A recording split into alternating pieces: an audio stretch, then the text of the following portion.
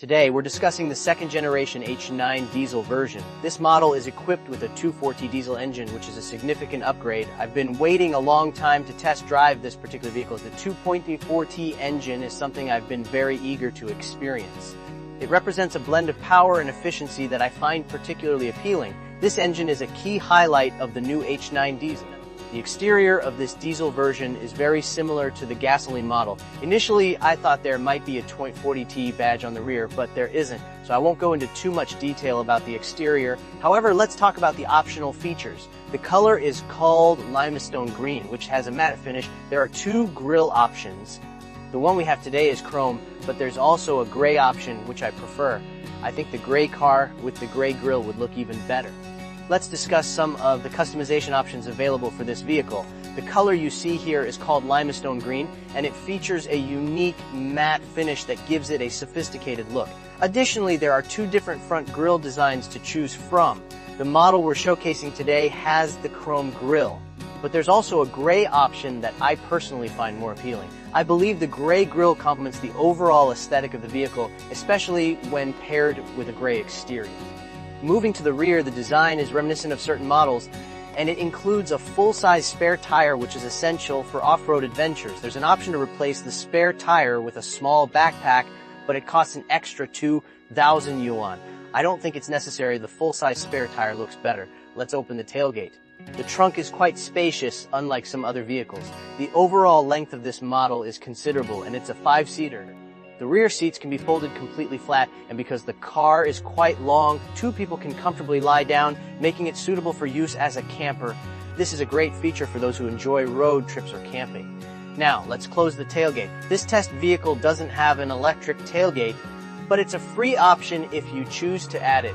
Just let them know you want it when you order. This particular model is the base diesel version, so it doesn't have electric side steps. This test vehicle does not have an electric tailgate, but it's available as a free option. You just need to specify that you want it. This model is the base diesel version, so it doesn't have electric side steps. The fixed side steps are actually quite good, especially for off-roading, as they are more durable. If they get damaged, it's not a big deal. However, for me, they might be a bit narrow, making it slightly less convenient to get into the car. Let's get inside and take a look. The fixed side steps are quite sturdy, which is beneficial for off-roading. They can withstand impacts without causing much concern. However, they might be a bit narrow for some, making it slightly less convenient to enter the vehicle. Now, let's take a look inside. This car features an orange interior, but there's also a black interior option, which I think looks a bit more stylish. The orange interior gives a warmer feel. The interior includes two large screens. The central screen uses the CafeOS system, which supports smartphone connectivity, including Huawei's HiCar and CarLink. Apple CarPlay is not currently supported. However, I think the domestic car systems are now quite good, with fast performance and built-in apps. You can use their own high-definition maps, like Beidou Maps, so there's no real need to always rely on smartphone connectivity. The interior materials are good, with leather covering the areas you touch, like the steering wheel. I believe that domestic car systems have reached a point where they are quite capable with fast processing speeds and a variety of built-in applications. You can easily use their own high-definition maps, such as Beidou Maps, which eliminates the need to constantly rely on smartphone connectivity. The interior materials are of good quality, with genuine leather covering frequently touched areas like the steering wheel. However, some areas are made of hard plastic, which is actually beneficial for off-roading. The areas you touch, like the steering wheel, are covered in leather. However, some parts are hard plastic, which is actually a good thing for a car that might go off-roading. If you get sand or dirt on it, you can easily wipe it clean. If it were a soft material, you'd have to worry about wear and tear. The two-zone area is similar to the Tank 500, and the upper area is similar to the Mulan. This isn't a bad thing. It means the parts are interchangeable. If you get dirt on the hard plastic surfaces, it's easy to clean with a cloth. Soft materials would require more care to avoid wear and tear. The shaped area is similar to the Tank 500, and the upper part is reminiscent of the Mulan. This is not a negative point. It means that parts are likely interchangeable. This is beneficial for customization. For example, you can add a control panel for a car radio here and install other accessories. The fact that these parts are similar means that if you want to customize your car, you can easily add a control panel for a car radio or other accessories. This car is still new, but the aftermarket potential is already huge. The slogan for this car is that it's an SUV for families to go out and have fun together. Therefore, it includes features like wireless phone charging, heated and ventilated seats, and even massage functions in the front seats, with ventilation and heating in the rear. This car is designed for families to enjoy outings together, so it includes features like wireless phone charging, heated and ventilated seats, and even massage functions in the front seats. The rear seats also have ventilation and heating. Now, let's talk about the new powertrain. I'm particularly excited about the 2.4T engine, which I consider my dream engine. It offers impressive power and performance, making it a standout feature of this vehicle. Let's discuss why I consider this 2.4T engine my dream engine. First, its power is truly impressive. It has a maximum power output of 135 kilowatts and a maximum torque of 40-80 newton meters. The maximum torque is available from 1500 to 2500 RPM, which means the car has excellent low-end power. For example, when we are driving with a group and the other cars, which are gasoline models, need to use low gear on difficult terrain, this diesel model doesn't need to because it has so much torque. This diesel model doesn't need to use low gear because it has so much torque. Secondly, it's very economical. We've been driving all day, including idling during filming, and the fuel consumption is consistently below 10 liters per 100 kilometers. If you're driving on the highway, the fuel consumption will be even lower.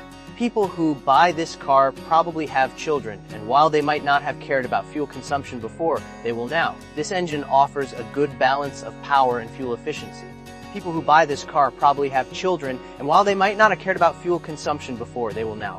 If this car consumes 10 liters per 100 kilometers, the cost per kilometer would be around 60 to 70 cents based on Beijing fuel prices. Are you satisfied with this fuel consumption? Because it's a diesel car, I'm particularly interested in two things. I'm considering buying a car with this engine, either this H9 or the 400 diesel, and I'm concerned about cold weather performance. I'm considering buying a car with this engine, either this H9 or the 400 diesel, and I'm concerned about cold weather performance. For example, if I go to Halar in the winter, will the car start? The official team and other media have already tested this car in cold regions like Muhin and Hai. They've done long-term winter tests, and the car starts without any issues. The engine warms up quickly, so there are no problems with cold weather performance. This is a crucial factor for me. The official team and other media have already conducted winter tests in extremely cold regions, and the car starts without any issues. The engine warms up quickly, so there are no problems with cold weather performance. Another concern is that this is a China VI diesel car, which requires urea. However, the urea tank is quite large, and you only need to refill it every 4,000 to 5,000 kilometers. The tank holds 13 liters of urea. The car's self-cleaning function is also done in the background, so you won't notice it. The urea tank is quite large, and you only need to refill it every 4,000 to 5,000 kilometers. The tank holds 13 liters of urea. The car's self-cleaning function is also done in the background, so you won't notice it. You can just drive normally. If manual cleaning is required, a notification will appear on the dashboard, and you can follow the instructions. Regarding the configuration, the base model, which is the one we're driving today, requires you to select front and rear differential locks as options. The base model, which is the one we're driving today, requires you to select front and rear differential locks as options. The higher-end models come standard with a rear differential lock. If you want to add a rear lock to the base model, it's an 8,000 yuan option package, which also includes a trailer hitch. If you want both front and rear locks, it's a 14,000 yuan option. This car uses a TOD and M-Log four-wheel drive system, so you don't need to manually switch between 2H and 4H. This car uses a TOD and M-Log four-wheel drive system, so you don't need to manually switch between 2H and 4H. Some vehicles have a part-time four-wheel drive system, and some drivers might prefer to stay in high four-wheel drive mode all the time. However, this can be dangerous, especially in emergency situations. One thing I must praise is that this is the most responsive diesel car I've ever driven. Diesel cars tend to have slower revving engines, but this one, with its 9AT transmission, is very responsive. This is the most responsive diesel car I've ever driven. Diesel cars tend to have slower revving engines, but this one, with its 9AT transmission, is very responsive. You can feel the car move forward with just a slight touch of the accelerator. Other diesel cars might require a second or two before you feel the acceleration, which can make them feel sluggish. The acceleration is slightly less than a gasoline car because of the engine's revving characteristics. It's not ideal for constant overtaking at high speeds. The acceleration is slightly less than a gasoline car because of the engine's revving characteristics. It's not ideal for constant overtaking at high speeds. Finally, if you're considering buying a 300 or this car, I think you have a family of 3 or 4, you should definitely choose this second generation H9 diesel. It's spacious, powerful, and fuel efficient. Also, there are so many tank 300s on the road now. If you want a unique car, the H9 is a better choice. If you're considering buying a 300 or this car, I think if you have a family of 3 or 4, you should definitely choose this second generation H9 diesel. It's spacious, powerful, and fuel efficient. Also, there are so many tank 300s on the road now. If you want a unique car, the H9 is a better choice. If you like to customize your car, you can find many modification examples for the second generation H9. They look very cool. This car also has pre-drilled holes for accessories. If you like to customize your car, you can find many modification examples for the second generation H9. They look very cool. This car also has pre-drilled holes for accessories. The most important thing is the price. The second generation H9 diesel comes in 2 trims. The base Tojing version is priced at 233,900 yuan, and the higher-end Beijing version is priced 247,900 yuan. The main difference is the rear differential lock with some other comfort features. The second generation H9 diesel comes in 2 trims. The base Tojing version is priced at 233,900 yuan, and the higher-end Beijing version is priced at 247,900 yuan.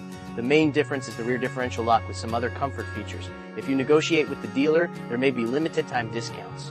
The base model could be around 210,000 yuan, or even just over 200,000 yuan. For that price, you get a powerful, fuel-efficient body and frame, mechanical 4-wheel drive off-road vehicle. If you negotiate with the dealer, there may be limited time discounts. The base model could be around 210,000 yuan, or even just over 200,000 yuan. For that price, you get a powerful, fuel-efficient body-on-frame, mechanical 4-wheel drive off-road vehicle. If you're interested, I recommend going to a dealership to test drive it. This car offers a great combination of performance, practicality, and value, making it a compelling option for those seeking a capable and versatile SUV.